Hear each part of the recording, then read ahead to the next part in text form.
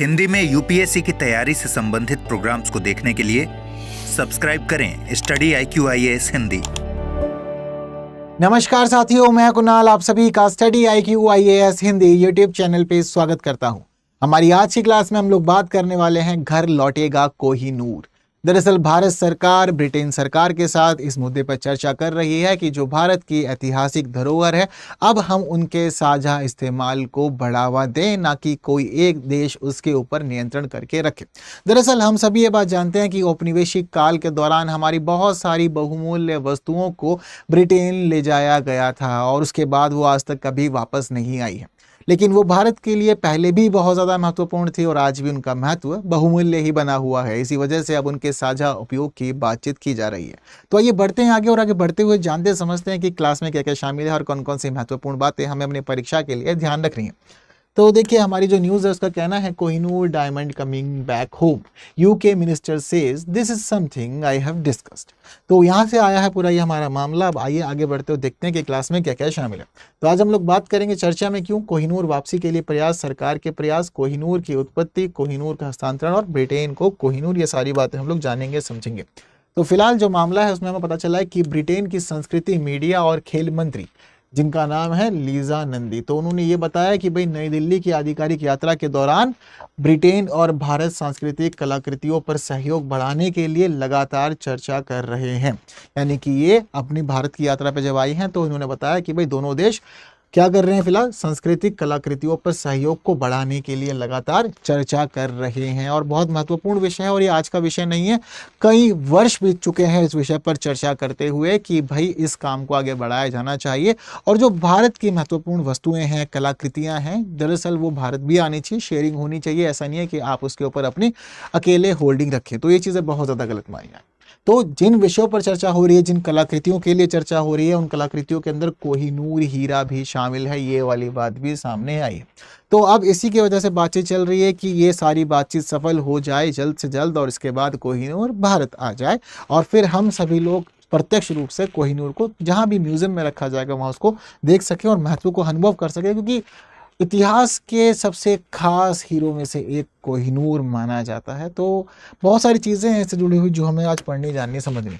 तो देखिए, ये टिप्पणी औपनिवेशिक युग की विवादित कलाकृतियों, विशेषकर कोहिनूर जो 105.6 कैरेट का हीरा है, जिसे शोषण ब्रिटिश शासन के दौरान भारत से ले जाया गया था, के संबंध में दोनों सरकारों के बीच औपचारिक वार्ता की स्पष्ट स्वीकृति है।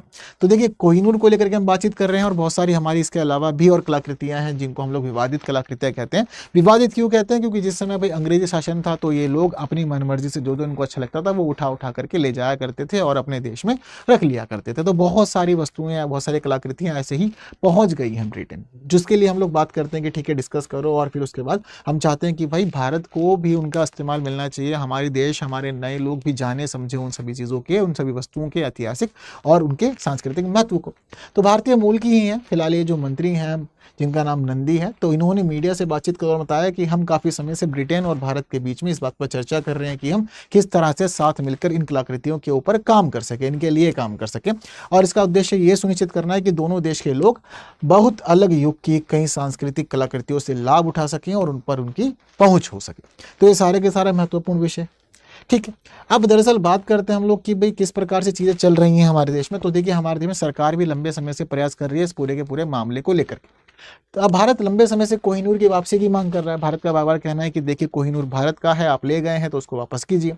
अब पिछले कई सालों से ये भी देख रहे हैं कि सरकार, ब्रिटिश सरकार और शाही परिवार से गुहार लगा रही है कि जी आप इस मामले में कुछ विचार कीजिए और ये सौंपिए। हालांकि कोहिनूर जैसा हीरा जिसके भी पास हो, उसकी नीयत खराब होना तो वास्तव में ये लाजमी ही है, क्योंकि इतना बहुमूल्य, इतना खास हीरा उनके पास है, तो क्यों ही कोई उस हीरे को दूसरे को देना चाहेगा। तो हम लोग गुहार लगा रहे हैं, लेकिन अभी तक की स्थिति यही है कि उन्होंने पूरी तरह से चीज़ों को स्वीकारा नहीं है। 2016 में भारत के सॉलिसिटर जनरल ने खुद सुप्रीम कोर्ट को बताया था कि वे हीरे को वापस पाने के लिए कूटनीतिक रास्ते की तलाशेंगे और साथ साथ ब्रिटिश सरकार लगातार कहती रही है कि इस हीरे के स्वामित्व पर अब कोई समझौता नहीं हो सकता है। तो भारत प्रयास कर रहा है, लेकिन ब्रिटेन का कहना है कि भाई हम समझौता नहीं करेंगे, बट अब उम्मीद की जा रही है कि चीज़ें ठीक हो सकती हैं। ये हीरा आज के समय में रानी के मुकुट से जुड़ा हुआ है और टावर ऑफ लंदन में प्रदर्शित है। ठीक है, तो जिस समय डेथ हो गई थी क्वीन एलिजाबेथ की। तो उसके बाद क्या था कि जिस मुकुट के अंदर ये हीरा लगा हुआ था उस मुकुट को टावर ऑफ लंदन के अंदर प्रदर्शित कर दिया गया है, तो तब से ये वहीं पे ही मौजूद है। दरअसल स्थिति इस प्रकार की थी कि 2023 में किंग चार्ल्स तृतीय के राज्याभिषेक के दौरान ब्रिटिश शाही परिवार ने कोहिनूर को प्रदर्शित ना करने का फैसला लिया था। इन्होंने कहा था इसको हम लोग प्रेजेंट नहीं करेंगे, उस समय प्रदर्शित नहीं करेंगे, और साथ साथ ये भी कहा था कि भाई व्यापक रूप से इसके पीछे भारत की संवेदनशीलता और साम्राज्य की विरासत पर व्यापक पुनर्विचार के रूप में व्याख्यायित किया गया है इसको। ठीक है, तो ये महत्वपूर्ण मामला निकल के आया था 2023 में, जिस वजह से ये टावर ऑफ लंदन में पहुंच गया था, फिर तब से ये वहीं पे ही मौजूद है। तो ये कुछ खास बातें जो वर्तमान में चल रही है। हालांकि सरकार के प्रयास भी काफी हैं, क्योंकि संस्कृति मंत्रालय ने हाल के वर्षों में ही एक खास स्थिति कोहिनूर के लिए प्रस्तुत की है और कहा है कि देखो भाई, हम लोग औपनिवेशिक काल की वस्तुओं को वापस लेकर के आएंगे। तो इस दौरान भारत सरकार उन सभी वस्तुओं को वापस लाने के लिए प्रयास कर रही है जो दूसरे देश में मौजूद है। और इस दौरान आंकड़े हमें ये भी बताते हैं कि 2014 से अब तक 300 से अधिक प्राचीन वस्तुओं को वापस लाने के लिए भारत सरकार कार्य कर चुकी है, और ये सारी वस्तुएं अमेरिका, ऑस्ट्रेलिया, ब्रिटेन, अलग अलग देशों से हम लोग लेकर के आ चुके हैं। तो लगातार प्रयास जारी है, भारत सरकार काम कर रही है और वस्तुओं को ला रही है। तो उन्हीं एफर्ट्स में से एक एफर्ट्स कोहिनूर के लिए भी फिलहाल हमारी सरकार कर रही है। और इस पूरे मुद्दे पर राजनयिक और विश्लेषकों का यह भी कहना है कि कोहिनूर जैसी कलाकृतियों पर कोई भी समझौता व्यापक ब्रिटेन भारत संबंधों के लिए एक कसौटी का काम कर सकता है। यानी कि कोहिनूर के ऊपर अगर समझौता होता है भारत और ब्रिटेन दोनों के बीच में, तो समझिए एक महत्वपूर्ण कसौटी पर काम कर सकता है, जिसमें व्यापार वार्ता, रक्षा सहयोग और प्रवासी जुड़ाव, ये सारे के सारे महत्वपूर्ण मुद्दे भी शामिल हैं। तो महत्वपूर्ण विषय है अपने आप में। तो देखते हैं आने वाले समय में चीजें होंगी क्या। बट कोहिनूर जिस प्रकार से एक बार फिर ये चर्चाओं में आए, तो जरूरी है कि इससे जुड़ी हुई खास बातें हम लोग जाने समझे और अपने ज्ञान को बढ़ाने का काम करें। और जिन लोगों को चीजें पता है उन लोग के लिए रिवीजन का काम हो जाएगा यहाँ पे। ठीक है, तो देखिए यही वो बहुमूल्य हीरा है जिसकी बात हम लोग कर रहे हैं, कोहिनूर। अब इसका जो इतिहास है, इसका इतिहास भी अपने आप में बहुत ज़्यादा खास है। और ये समझिए कि एक प्रकार से इस हीरे के लिए कहा जा सकता है कि ये जो हीरा है, ये हीरा आज तक किसी एक का नहीं हुआ है। ऐसा नहीं कि मतलब किसी एक का परमानेंट था, किसी एक के साथ इसने वफादारी दिखाई है। तो इस हीरे की स्थिति दरअसल इतिहास में बदलती रही है और कई अलग अलग शासकों के मुकुट की शोभा बढ़ाने का कार्य इस हीरे ने किया है। तो देखिए इस हीरे की इतिहास के लिए हमें चीज़ें पता चलती हैं कि इसका इतिहास 1236 में शुरू होता है। 1236 में इस हीरे को गोलकोंडा फोर्ट से जोड़ करके देखा जाता है, और जिसके बाद हम लोग चीज़ें इसकी बदलते हुए देखते हैं। वैसे तो इस हीरे का जो मुख्य उत्पत्ति का मामला है वो तो दक्षिण भारत का ही है, दक्षिण भारत में ही इसकी उत्पत्ति हुई थी। तो इसका जो इतिहास रहा है राजनीति के बारे में, साम्राज्यों के मामले में, तो गोलकोंडा के साम्राज्य से या गोलकोंडा के किले से इसका इतिहास शुरू होता है, जिसका हम देखते हैं कि ये दिल्ली भी पहुंचता है। 1241 में ये दिल्ली पहुंचता है और सबसे पहले इसे राजपूतों के पास देखा जाता है। उसके बाद 1526 में मुगलों के नियंत्रण में रहता है, उनकी शोभा बढ़ा रहा होता है। 1739 में ये अफसरीद के बाद भी पहुंचता है और अफसरीद के पास पहुंच करके उस समय उनके शासनकाल से जुड़ जाता है। 1757 में फिर ये दुर्रानियों के पास पहुंच जाता है, दुर्रानी इसकी चीज़ों को संभालते हैं, और 1830 में ये सिखों के पास होता है, लेकिन फिर बाद में सिख इसको हस्तांतरित कर देते हैं अंग्रेजों को, और हम लोग देखते हैं कि ये जो महारानी विक्टोरिया हैं उनके पास फिर ये पहुंच जाता है। ठीक है, तो इस प्रकार के एक ब्रीफ हिस्ट्री है जो आप लोग को यहाँ देखने को मिल रही है। हालांकि इससे जुड़ी सभी चीज़ों को हम लोग एक बार अच्छे से डिटेल में भी समझ लेते हैं। तो देखिए दुनिया के सबसे बड़े तराशे गए हीरों में से एक के रूप में पहचाने जाने वाले कोहिनूर हीरे का इतिहास सदियों पुराना है। ठीक है, तो इतिहास तो देखो एक्चुअल में इसका काफ़ी ज़्यादा ही पुराना है, जैसा कि अभी तक आप लोगों ने यहाँ पर देखा भी था जस्ट इस ब्रीफ पूरे के पूरे इसके सफ़र के बारे में।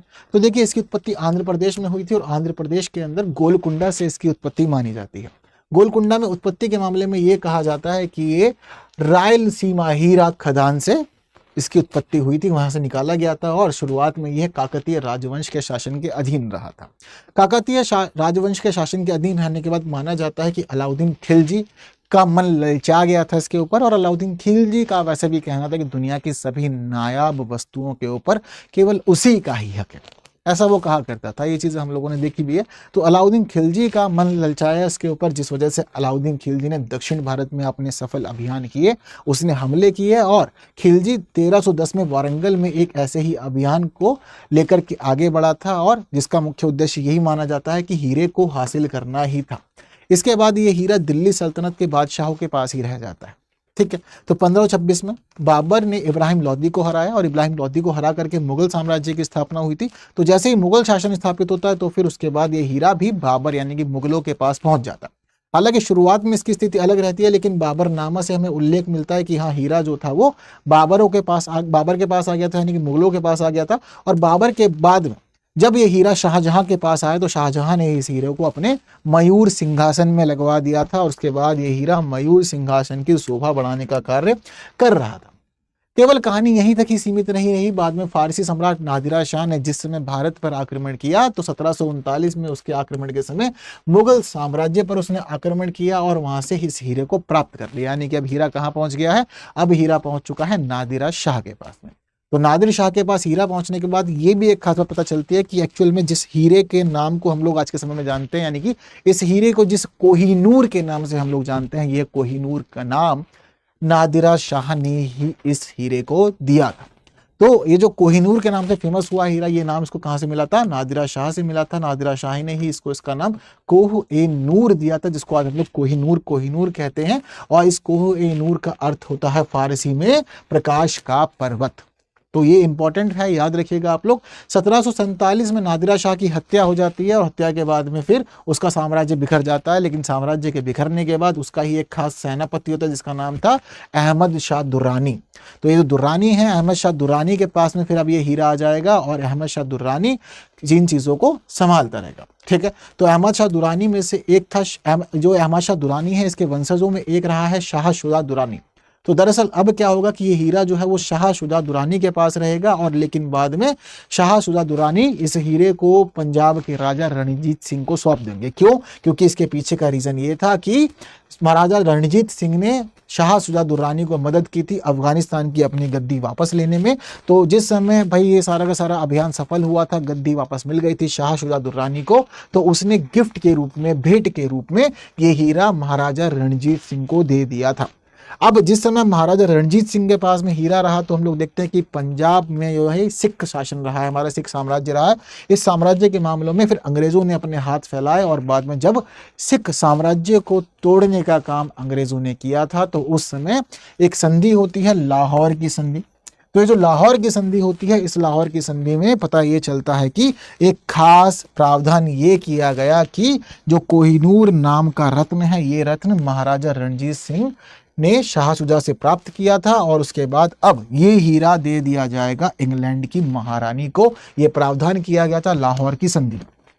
हालांकि वैसे तो ये सारी की सारी स्थिति कब्जा की गई थी, हड़पी गई थी, इन्होंने मनमर्जी से नियंत्रण सभी चीज़ों पर स्थापित किया था, लेकिन इस तरह का ये दिखावा नहीं करते थे। यानी कि संधि में इन्होंने राजा को बता तो दिया कि लाहौर की संधि में हम ये मुद्दा शामिल कर रहे हैं कि भाई कोहिनूर अब सीधा जाएगा इंग्लैंड की महारानी के पास। बट इन्होंने स्थिति को दिखाने के लिए एक प्रॉपर ही औपचारिक सिस्टम बैठाया और इन्होंने 1851 में ये व्यवस्था की कि कैसे महारानी विक्टोरिया भारत आएंगी, और महारानी विक्टोरिया भारत आने के बाद में महाराजा रणजीत सिंह के उत्तराधिकारी दलीप सिंह अपने हाथों से ये हीरा भेंट करेंगे महारानी विक्टोरिया को। तो 1851 में लॉर्ड डलहौजी ने पूरी की पूरी व्यवस्था की थी कि ये सारा का सारा जो स्थिति हो रही है, ये स्थिति ऐसी लगनी चाहिए कि महाराजा अपनी मर्जी से दे रहे हैं, सभी चीज़ें उनके हिसाब से चल रही है। तो दलीप सिंह के हाथों ही फिर हम देखते हैं कि कोहिनूर को महारानी विक्टोरिया को सौंप दिया गया था और उसके बाद महारानी विक्टोरिया इसको लेकर के वापस चली गई थी। तो हीरे की प्रस्तुति के लिए एक कार्यक्रम आयोजित हुआ था, ठीक है, लंदन में हाइड पार्क में। तो बड़ा ही भव्य समारोह था ये, तो ये आयोजित किया गया था जिस समय सारी की सारी चीज़ें ये ट्रांसफर कर दी गई थी। अब जैसे ही ये हीरा इस प्रकार से हस्तांतरित हो गया था तो तब से लेकर आज तक ये हीरा अब इंग्लैंड के पास ही है, ब्रिटेन के पास ही, और वो ही सभी चीज़ें इसकी संभाल रहा है। ठीक है, तो इस प्रकार से अब हमें पता चलता है कि कैसे भारत के अंदर जन्मा एक हीरा, इतना महत्वपूर्ण और खास हीरा, कैसे उसकी स्थिति बदलती है और अंत में ये हीरा जो है ये ब्रिटिश शाही संग्रह का हिस्सा बन गया है और आज के समय में ये यूनाइटेड किंगडम के क्राउन ज्वेल्स की शोभा बढ़ा रहा है। तो आज के समय में क्राउन ज्वेल्स में मौजूद है। ठीक है, तो गोलकुंडा से शुरू हुई कहानी आज के समय में कहाँ पर है? क्राउन ज्वेल्स के अंदर है। तो ये इंपॉर्टेंट हिस्ट्री है, कोहिनूर के हीरे की बड़ी ही महत्वपूर्ण चीज़ें हैं जो आपको पता होनी चाहिए, सारी बातें बहुत ज़्यादा ज़रूरी भी हैं। ठीक है, तो ये इंपॉर्टेंट चीज़ें सारी की सारी तो कुछ इस प्रकार की स्थिति है और आज भी समय में हम लोग देखते हैं कि ये महारानी के राज मुकुट में ही लगा हुआ है। ठीक है, और इसी की शोभा बढ़ा रहा है, काफ़ी सुंदर हीरा है अपने आप में। बात क्लियर है? तो ये सारी की सारी महत्वपूर्ण बातें थी हीरे की जो आपको पता होनी चाहिए थी और ज़रूरी थी। तो कोहिनूर हीरे के संदर्भ में निम्नलिखित कथनों पर विचार करना है कि इसका नाम इसे नादिरा शाह के द्वारा दिया गया था, इसे रणजीत सिंह के उत्तराधिकारी दलीप सिंह के हाथों महारानी विक्टोरिया को भेंट किया गया था। तो उपयुक्त कथनों में से कौन सा है सही है? तो ऑप्शन यहाँ पर थोड़ा गड़बड़ है, तो यहाँ पर आएगा केवल एक, केवल, दो, एक और दो दोनों, ना तो एक ना ही दो। तो बताइए जरा मुझे ABCD में से कौन सा आंसर सही रहेगा। इस प्रश्न का उत्तर आप लोग को मुझे कमेंट में जरूर बताना है, ठीक है। तो इसके अलावा स्टडी IQ IAS हिंदी हमारा मेन प्लेटफॉर्म है जहां हम मिलते हैं, बट हम लोग मिल सकते हैं टेलीग्राम, इंस्टा, फेसबुक और एक्स पर भी, और इस QR को स्कैन करके आप लोग पहुंच सकते हैं हमारे टेलीग्राम चैनल पर, जहां हम लोग फाइल वगैरह को अपनी शेयर करते हैं, क्वेश्चंस वगैरह भी डिस्कस करते हैं, सभी चीज़ें हमारी यही होती है। तो बस आज की क्लास में इतना ही। जितनी महत्वपूर्ण बातें हम लोगों को करनी थी आपस में, वो सारी बातें कर ली गई है। मैं उम्मीद करता हूँ कि सब कुछ आप लोगों ने अच्छे से जाना, सीखा, समझा होगा। तो बस आज की क्लास में इतना ही। बाकी इस वीडियो को शेयर कीजिए, जिन्होंने लाइक नहीं किया लाइक कर दीजिएगा। बाकी की बातें करेंगे आने वाली और क्लासेस में कुछ नए विषयों के साथ। तब तक के लिए दीजिए मुझे विदा। Thank you so much. जय हिंद। हिंदी में UPSC की तैयारी से संबंधित प्रोग्राम्स को देखने के लिए सब्सक्राइब करें स्टडी IQ IAS हिंदी।